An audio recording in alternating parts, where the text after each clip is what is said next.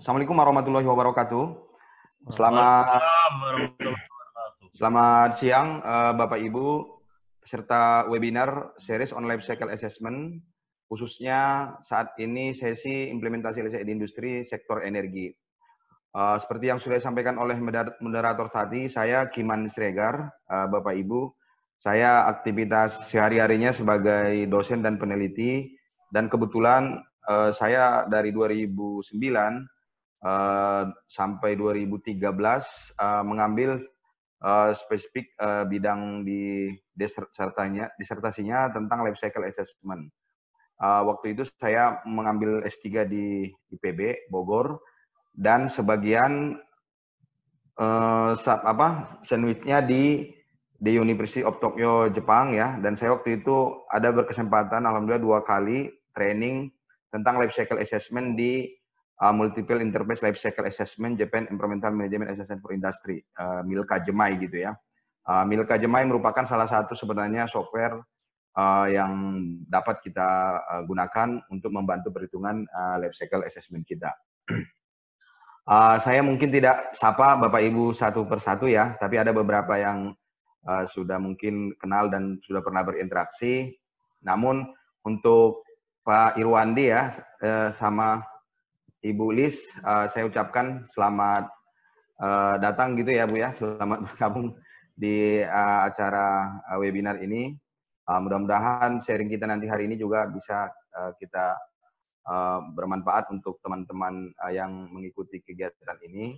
Dan karena memang LCE ini kan relatif masih baru di Indonesia gitu ya, sehingga perlu mungkin kita juga memberikan contoh-contoh yang case study gitu ya, agar teman-teman gitu ya yang ingin melakukan life cycle assessment di industrinya bisa terlaksana dengan lebih mudah. Baik, Bapak Ibu, saya akan lanjut ke materi saya. Saya pada kesempatan ini akan mengambil case study-nya tentang implementasi life cycle assessment di pembangkit listrik biomasa dari biomasa kelapa sawit. Barangkali sekadar refreshing aja ya, bahwa industri energi itu kalau kita perhatikan kan secara garis besarnya barangkali saya coba kelompokkan 2 gitu ya. Energi dari sektor pertambangan ya, atau non renewable energy, bisa bersumber dari tambang batu bara ya. Dari tambang batu bara kita misalnya manfaatkan untuk pembangkit listrik tenaga uap ya. Terus dari tambang minyak kita misalnya manfaatkan untuk pembangkit listrik tenaga diesel ya. Terus dari tambang gas misalnya kita manfaatkan untuk pembangkit tenaga gas. Dari panas bumi misalnya dimanfaatkan pembangkit tenaga panas bumi. Mungkin nanti lebih spesifik Pak Irwandi akan menyampaikan case study ini gitu ya. Dan selain itu ada sebenarnya juga potensi sektor energi yang cukup banyak di kita, khususnya Indonesia gitu ya, karena negara kita tropis ya, di tempat kita ini banyak tumbuh biomasa dan lainnya gitu ya, sehingga saya kebetulan saya dari teknik pertanian gitu ya, saya juga dulu S3-nya itu tentang life cycle assessment biodiesel gitu ya, dari kelapa sawit dan jarak pagar, sehingga saya pada kesempatan ini mencoba sumber atau sektor energi dari biomasa menjadi pembangkit listrik tenaga biomasa ya, dan energi dari limbah kan ada beberapa lagi gitu ya, misalnya energi dari limbah cair atau organik bisa kita konversi menjadi pembangkit listrik tenaga biogas, atau energi dari sampah menjadi pembangkit listrik tenaga sampah gitu ya. Atau kalau kita lihat misalnya di PLN atau di Indonesia Power ada sering kita dengar ya PLTD, PLTU gitu ya, PLTG, PLTGU, PLTP gitu ya. PLTA, PLTBM, dan PLTBG gitu ya. Ini sekedar informasi aja Bapak Ibu ya. Kan sering kita mendengar gitu kan, apa istilahnya manfaatnya gitu ya, apa manfaatnya kita melakukan LCE gitu ya. Kita pingin dengan LCE secara kuantitatif ya, secara kita kuantitatif kita bisa menghasilkan dampak gitu ya, kita bisa melihat dampak lingkungan ya, dampak lingkungan yang diakibatkan oleh suatu pembangkit tersebut ya kan, dari cradle ya, dari penambangan sampai dia ke grade-nya gitu ya, sampai si produk itu ya dimanfaatkan oleh konsumen dan dia kembali ke alam gitu ya. Misalnya di sini saya mencoba ambil dampaknya itu misalnya dari potensi pemanasan global. Sering kita mendengar itu pemanasan global gitu ya. Jadi kalau di LC itu apa sih ciri-cirinya gitu ya? Biasanya dia kalau dia sudah ada istilahnya kilogram CO2 ekuivalen, sudah ada ekuivalennya, artinya itu sudah dihitung menggunakan konsep life cycle assessment. Tapi kalau dia hanya sekedar misalnya kilogram CO2 itu mungkin baru salah satu emisi yang dilepaskan ke udara ya. Padahal sebenarnya untuk di pembangkit itu kan kita harus mempertimbangkan gitu ya dari keseluruhan kalau di LC itu kan keseluruhan masukan dan keluaran di produk sistem kita gitu ya. Nah, di sini bisa kita lihat misalnya ya, kita ambil dari data-data yang sudah ada itu misalnya geothermal, hydropower gitu ya. Bisa kita lihat misalnya batu bara. Batu bara itu termasuk atau misalnya PLTU gitu ya, pembangkit tenaga uap dari batu bara dari coal itu termasuk yang paling tinggi. Dia dari segi dampak pemanasan globalnya terhadap lingkungan. Dia bisa mencapai sekitar 1 gitu ya. 1 kilogram CO2 ekuivalen per kWh listrik yang dihasilkan ya. Dan bagaimana nanti dengan biomasa? Biomasa di sini ini nanti yang coba kami perlihatkan cara berhitungnya gitu ya. Itu hanya 0,152 ya. Jadi hanya 0,152 kilogram CO2 ekuivalen per kWh listrik yang diproduksi gitu ya. Jadi dari sini kan sering itu kita dapat ya. Misalnya apalagi sekarang misalnya lagi rame-ramenya gitu ya tentang dampak lingkungan. Bisa kita lihat walaupun misalnya sih PLTU itu mungkin secara bisnis atau secara ekonomi atau energy consumption dia lebih mudah untuk dibuat gitu ya. Tapi dalam hal dampak dia terhadap lingkungan, dalam hal ini pemanasan global dia sangat besar gitu ya. Jadi artinya masing-masing pembangkit itu dia mempunyai sisi negatif ya dan dia juga mempunyai sisi positif. Dan LCA dengan metode life cycle assessment kita bisa mendapatkan angka-angka kuantitatif itu dari hasil perhitungannya gitu. Ini misalnya saya mencoba gitu ya, saya mencoba memperlihatkan hasil hitungan life cycle assessment ini saya coba hitung tahun 2013 gitu ya dan terus berlanjut sampai sekarang ada beberapa yang kita tambahkan gitu ya. Coba misalnya di sini saya ambil dampaknya itu ada sekitar 5 gitu ya. Jadi dampaknya terhadap lingkungan itu dengan metode LCA itu saya ambil misalnya global warming potential, acidification ya, waste ya, eutrophication, sama misalnya energy consumption ya. Di sini kita coba lihat misalnya saya ambil pembangkit PLTU gitu ya dari batu bara ya. Ini PLTD, ada yang IDO, HSD sama MFO gitu ya. Ada juga yang dari natural gas gitu ya, ada dari nuklir, ada hydropower sama geothermal. Dan di bawah ini saya coba memperlihatkan ya dari pembangkit listrik tenaga mix dari dari biodiesel ya. Sekarang itu kita lihat bahwa pemerintah kita juga sekarang sudah mandatori gitu ya B30 gitu ya. Artinya dengan misalnya mengimplementasikan B30 itu bisa kita lihat PLTD tadi misalnya yang dia misalnya dampak pemanasan globalnya sekitar 0,3 dia bisa turun menjadi sekitar 0,2. Artinya dari sisi lingkungan gitu ya, sisi istilahnya terhadap pemanasan global, pengembangan pembangkit listrik dengan mix diesel dengan PLTD itu sangat bagus sekali gitu loh ya dari sisi lingkungannya.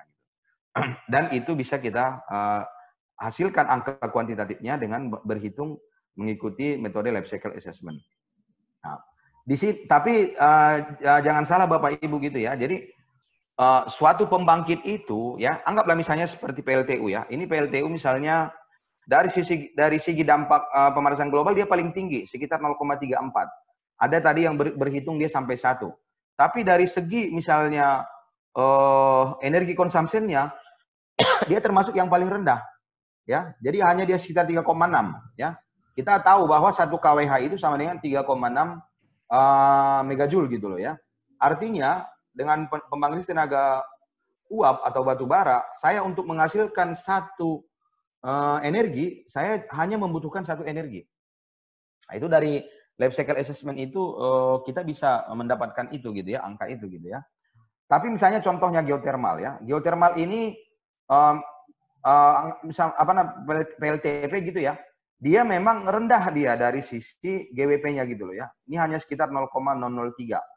Tapi dari segi energi consumption-nya dia paling tinggi gitu loh ya. Artinya untuk menghasilkan 1 kWh ya atau misalnya 1 energi dengan pembangkit tenaga panas bumi, saya membutuhkan 3 energi gitu loh ya. Tapi dari sisi dampak saya terhadap lingkungan, bisa kita lihat, mungkin saya bisa sampai 1:100 kan gitu ya. Jadi, kalaulah misalnya, kan permasalahan kita sekarang dari sisi listrik itu, energi itu ya, masalahnya harga per kWh-nya itu belum mempertimbangkan, ya, saya nggak tahu mungkin ke depan ya, mudah-mudahan ini juga menjadi pertimbangan agar energi terbarukan itu harusnya diberikan dia poin gitu ya, karena dia dampaknya misalnya terhadap pemanasan global, dia sangat rendah gitu loh, dibandingkan dengan pembangkit-pembangkit yang misalnya dari pertambangan atau dari solar cell gitu ya, atau dari batu bara tadi gitu ya. Sehingga dengan kita melakukan perhitungan secara kuantitatif dengan metode LC ini, kita dapat portofolio gitu loh, masing-masing dampak lingkungan yang dihasilkan oleh pembangkit tersebut. Misalnya juga seperti nuklir ya. Nuklir ini ternyata dari segi misalnya global potensialnya termasuk dia yang rendah ya. Dia termasuk yang rendah, tapi kalau kita lihat misalnya dari segi eutrophication-nya ya, artinya dampak dia terhadap anggaplah misalnya kehilangan biota di laut ya atau di darat gitu ya. Itu dia termasuk paling tinggi gitu loh. Nuklir itu paling tinggi di sini. Ya, makanya seperti misalnya kejadian di Jepang kemarin itu pada saat nuklirnya meledak, mungkin 120 tahunan tidak akan ada kehidupan di situ. Tapi dari segi misalnya GWP-nya memang dia rendah, tapi dari segi dampak lingkungannya dari eutrofikasinya dia malah sangat tinggi gitu ya. Maksud saya masing-masing pembangkit itu harus kita lakukan dia kajian LCA secara menyeluruh. Saya juga seperti fosil. Fosil dia malah paling tinggi itu di acidification-nya. Hydropower dia paling tinggi di waste-nya gitu ya. Jadi itu gambaran gitu ya. Artinya dengan kita menerapkan life cycle assessment itu, kita bisa dapat ya portofolio atau kondisi dampak lingkungan dari industri pembangkit kita gitu ya. Di mana saja kita misalnya plusnya, di mana saja kita sisi negatifnya gitu.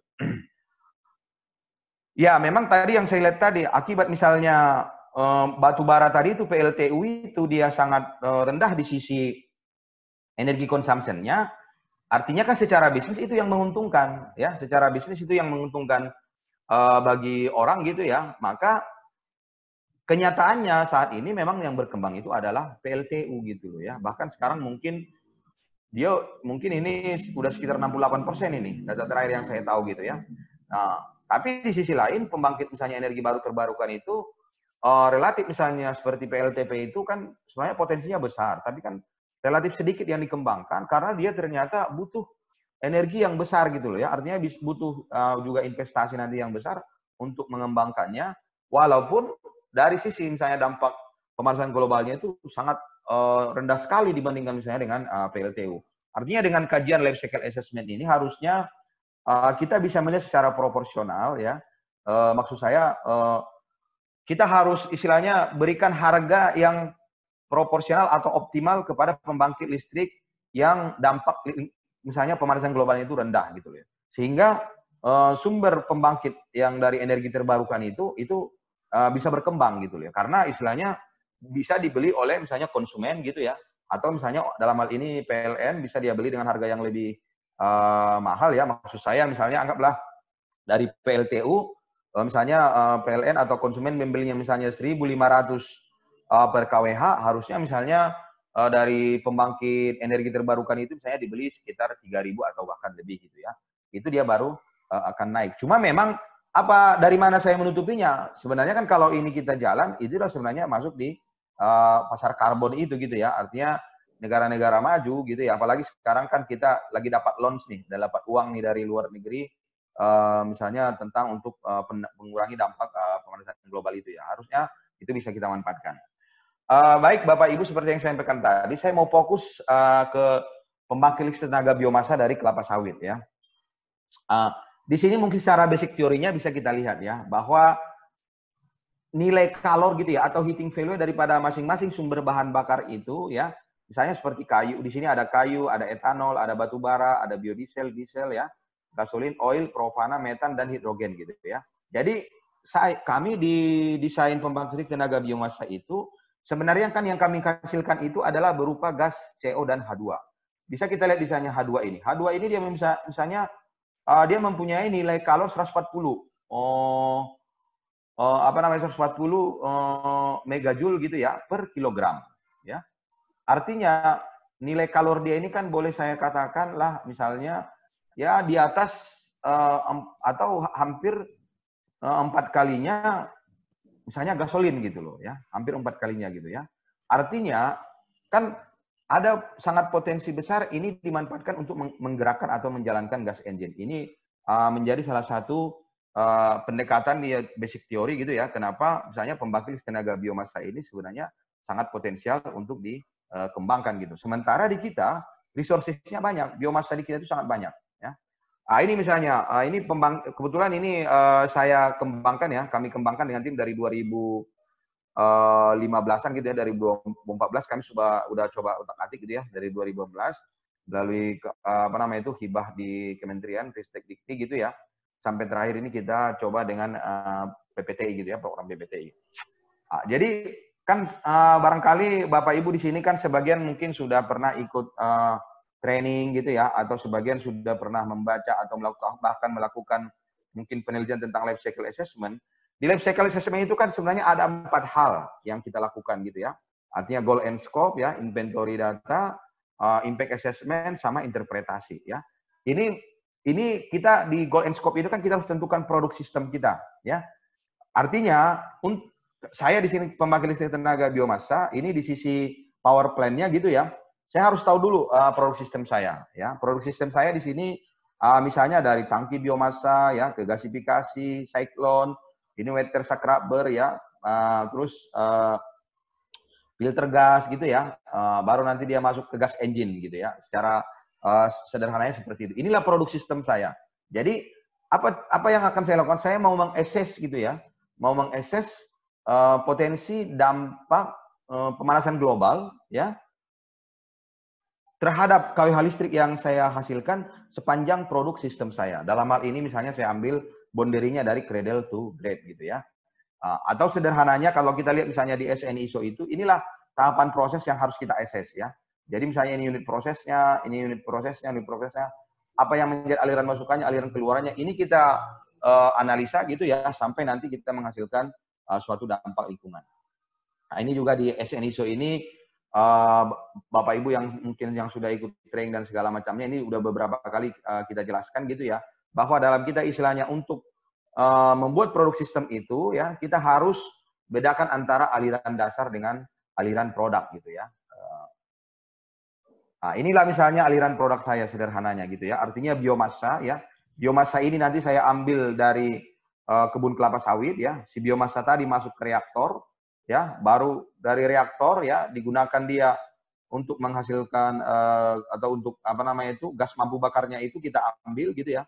Jadi untuk menghasilkan gas mampu bakar, nanti gas mampu bakarnya ini saya gunakan untuk menjalankan gas engine gitu ya. Ini gas engine nih gitu ya. Jadi artinya sederhananya kan saya mau mengganti ya, mau mengganti sumber bahan bakar daripada engine yang sebelumnya misalnya menggunakan solar, ini saya menggunakan gas mampu bakar yang dihasilkan oleh si sistem gasifikasi saya tersebut ya.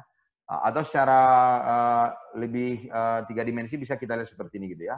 Ini tangki biomasanya, ini reaktornya, ini cyclone-nya, ini water scrubber-nya gitu ya. Ini gas filter gitu ya, baru ini masuk ke gas engine.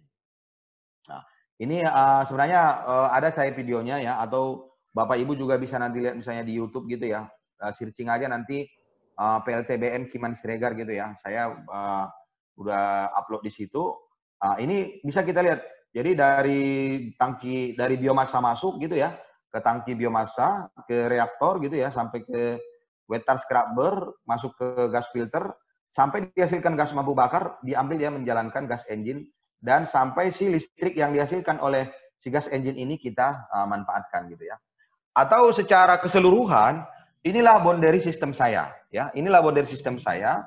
Saya buat dari cradle to grave ya. Jadi misalnya dari land preparation ya, persiapan si kelapa sawit tadi saya tanam gitu kan, artinya persiapan lahannya, pasti ada pembibitannya gitu ya, pasti ada dia penanaman.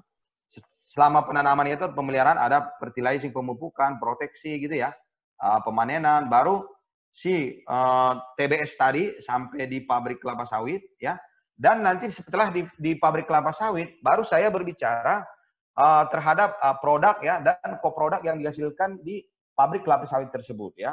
Memang secara garis besar ya, selama ini di pabrik kelapa sawit itu ya kita ambil CPO-nya ya.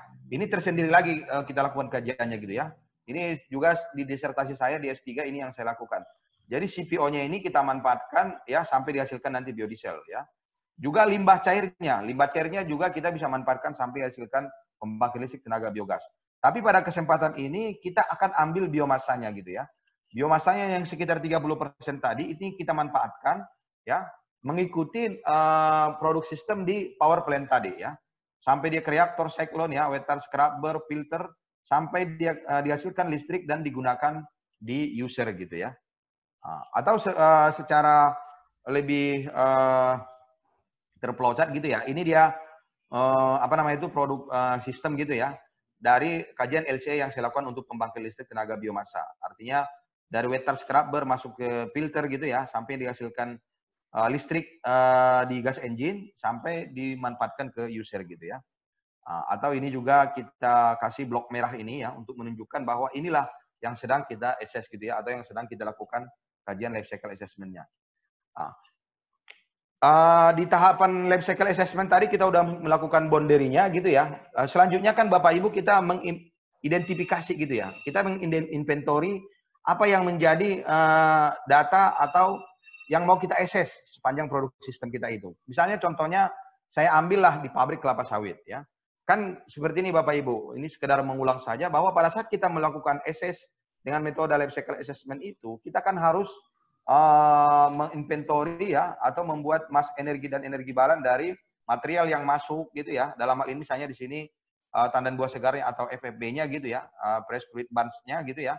Material yang masuk, energi yang masuk gitu ya, emisi ke udara, baru nanti emisi ke air, emisi ke tanah gitu ya. Terhadap produk yang dihasilkan. Memang produk utamanya di pabrik kelapa sawit itu adalah CPO. Tapi kan ada namanya dia istilahnya koproduk ya. Koproduk ini memang ya sebenarnya ini saya mungkin di session sebelumnya yang webinar pertama itu saya sampaikan bahwa dengan LCA itu sebenarnya kita bisa manfaatkan untuk mengoptimalkan proses produksi di sepanjang produk sistem kita ya. Karena dengan LCA ini akhirnya kita bisa kaji gitu ya bahwa koproduk yang dihasilkan oleh anggaplah misalnya dalam hal ini di pabrik kelapa sawit ada lagi berupa namanya biomasa gitu loh ya.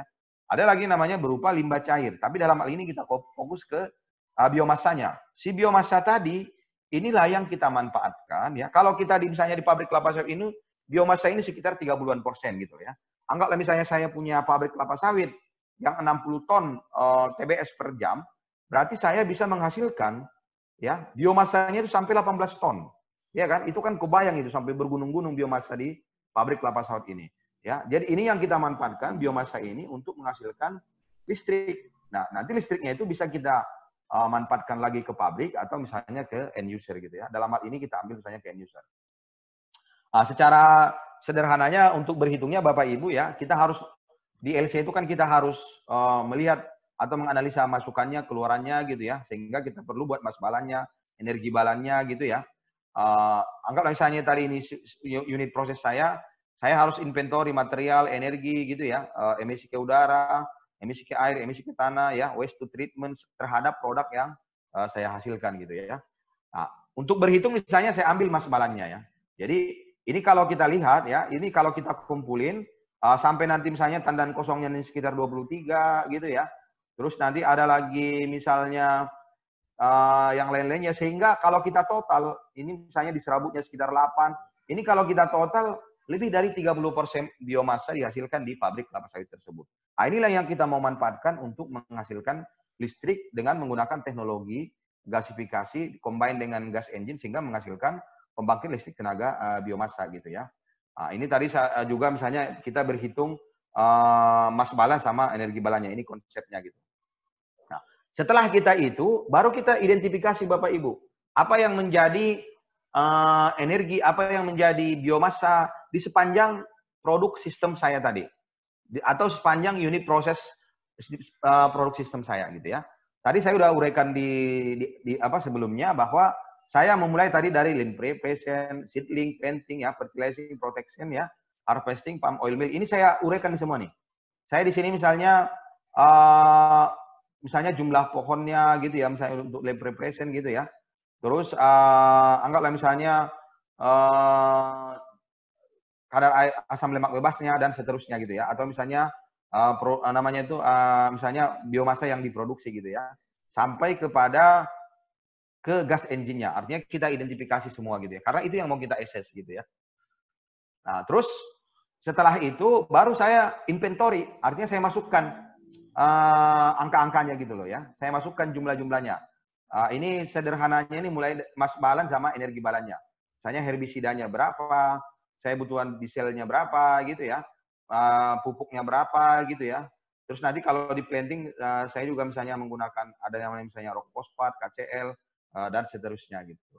Terus anggaplah misalnya juga di pabrik kelapa sawitnya ya, saya misalnya membutuhkan NaOH-nya berapa, harus ompatnya berapa. Ini semua memang Bapak Ibu ya, ini pengalaman empiris saja bahwa inventory data itu sebenarnya bagian menurut saya ya, bagian yang cukup lama kita melakukan kajian life cycle assessment gitu ya. Artinya untuk mengumpulkan data-data ini kan nggak langsung jadi seperti ini. Kita harus melalui misalnya dari orang di lapangan gitu ya, orang operator, ya operator, nanti baru masuk ke supervisor gitu ya, baru nanti misalnya masuk ke tim life cycle assessment ya untuk diolah gitu ya. Ini data ini dia sudah terhadap produk sistem, dia sudah terhadap KWH listrik yang sudah terhadap unit fungsi gitu ya, sudah terhadap KWH listrik yang dihasilkan gitu ya. Selanjutnya juga begitu juga pada saat dia di power plant-nya, mulai dari biomass tank gitu ya sampai kepada gas engine-nya. Kita inventory semua, misalnya di gas engine saya kebutuhan olinya berapa gitu ya, radiator coolant-nya berapa gitu ya, dan seterusnya. Nah, setelah itu saya lakukan ya, barulah saya dapat berapa dia dampak lingkungan pemanasan global yang dihasilkan terhadap KWH listrik yang saya produksi ya. Saya dapatlah hasilnya seperti ini Bapak Ibu ya. Di land preparation itu sekitar 0, sekian kecil gitu ya. Tetap itu yang hotspotnya itu istilahnya di gas engine ya. Di gas engine sama di fertilizing gitu ya. Baru nanti masuk dia di blower, dia water scrubber, baru nanti dia di proteksi gitu ya, baru di palm oil mill ya. Ini dengan catatan nih palm oil mill-nya dia sudah melakukan methane capture. Jadi ini Bapak itu ya gambarannya ya, sampai kita menghasilkan ini keseluruhan ini saya kalau jumlah ini tadi yang sekitar 0,152 kg CO2 equivalent per KWH listrik yang saya hasilkan. Tapi kan itu keseluruhan. Tapi keseluruhan tadi saya bagi-bagi lagi. Misalnya berapa dia ini kalau saya lihat ini 1 2 3 4 5 6 7 8 9 10 11 12 13 14 15 16 gitu ya. Sampai 16 unit proses itulah yang saya analisa gitu ya, yang saya assess sehingga saya mendapatkan nanti hotspotnya. Hotspot inilah sebenarnya nanti yang harus saya lakukan continuous improvement. Saya harus lakukan perbaikan. Sehingga pada saat lakukan perbaikan, ya kan, maka proses produksi saya akan optimal gitu loh ya. Saya bulan lalu itu yang saya sampaikan bahwa LC ini dia bermanfaat untuk mengoptimalkan proses produksi produk di sepanjang produksi sistem kita. Ya. Nah, sehingga kita juga ingin membandingkan gitu ya. Artinya kita kan juga setelah kita hitung, kita ingin tahu juga posisi kita gitu loh ya. Artinya saya dapat tadi dampak pemanasan global saya, pembangkit saya ini 0,152 gitu ya. Saya sebenarnya udah termasuk sangat rendah bila dibandingkan misalnya dengan batu bara gitu ya. Misalnya batu bara yang 0,93 gitu ya. Tapi mungkin dibandingkan misalnya geotermal ya, panas bumi, saya termasuk yang relatif masih lebih tinggi kan gitu ya. Artinya walaupun istilahnya saya masih bisa sebenarnya mengoptimalkan gitu loh ya pembangkit tenaga biomasa saya ini agar dampak lingkungan yang dihasilkan berupa pemanasan global itu bisa lebih rendah gitu ya. Saya kira itu Bapak Ibu yang ingin saya sampaikan gitu ya. Barangkali nanti kita perbanyak di sesi tanya jawab. Sementara itu selanjutnya saya kembalikan ke moderator. Silakan Mas Tri. Baik, terima kasih Pak. Sangat inspiratif sekali materinya. Mungkin selanjutnya bisa kita sesi diskusi Pak ya. Bisa setia Dakara TV. Dapatkan terus informasi seputar pendidikan, bisnis UMKM IKM, serta energi dan lingkungan. Dapatkan terus notifikasi dari YouTube channel Dakara TV Jangan lupa subscribe, like, comment, and share YouTube channel ini.